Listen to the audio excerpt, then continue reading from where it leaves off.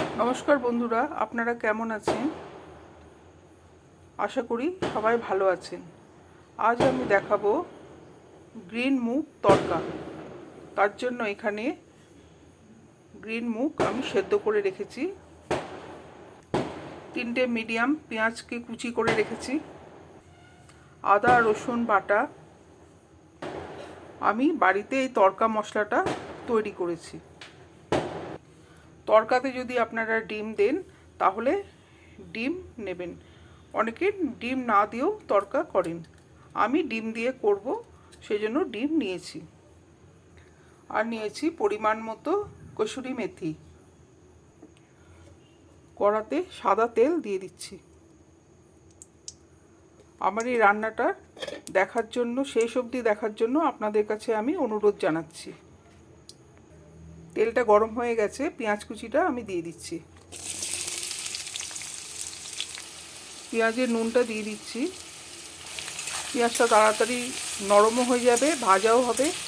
আমি ডালে লবণ কিছু দিইনি।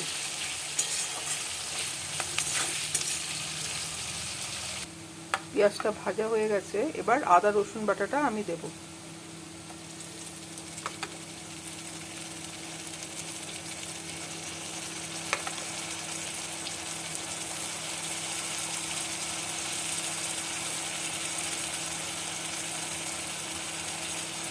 মোটামুটি আমি 2.5 চামচ মতো দিলাম আদা রসুন বাটাটা।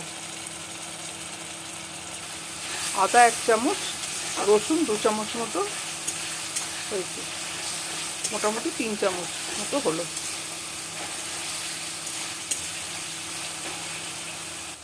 এক চামচ মতো কসুরি মেথি আমি দিয়ে দিচ্ছি এখন। 1 চামচ তড়কা মশলা, কয়েকটা কাঁচা লঙ্কা দিয়ে দিচ্ছি। আমার কষানো হয়ে গেছে মশলাটা, এবার আমি সেদ্ধ মুগটা দিয়ে দিচ্ছি।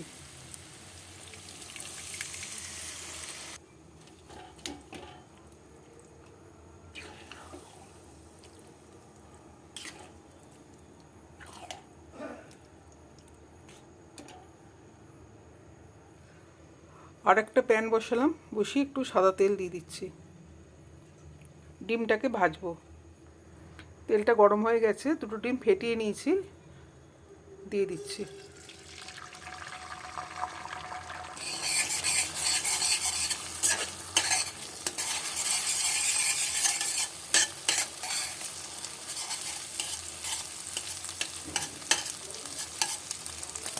আমার ডিমটা ভাজা হয়ে গেছে, আমি ডিমটা নামিয়ে নিচ্ছি।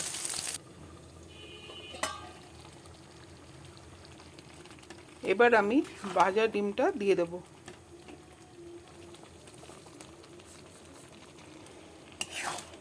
ভালো করে মিশিয়ে নিচ্ছি। আমার রান্নাটা কেমন লাগলো আপনাদের আমাকে অবশ্যই কমেন্ট শেয়ার করে জানাবেন, আর সাবস্ক্রাইব করে আমার পাশে থাকবেন।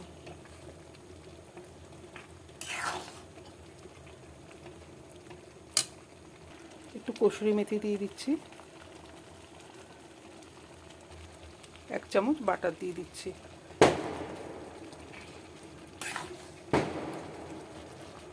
এটা রাত্রে রুটি দিয়ে খেতে খুবই ভালো লাগবে, আপনারা করবেন। আশা করি আপনাদেরও ভালো লাগবে। আমার তৈরি হয়ে গেল মুগের তড়কা।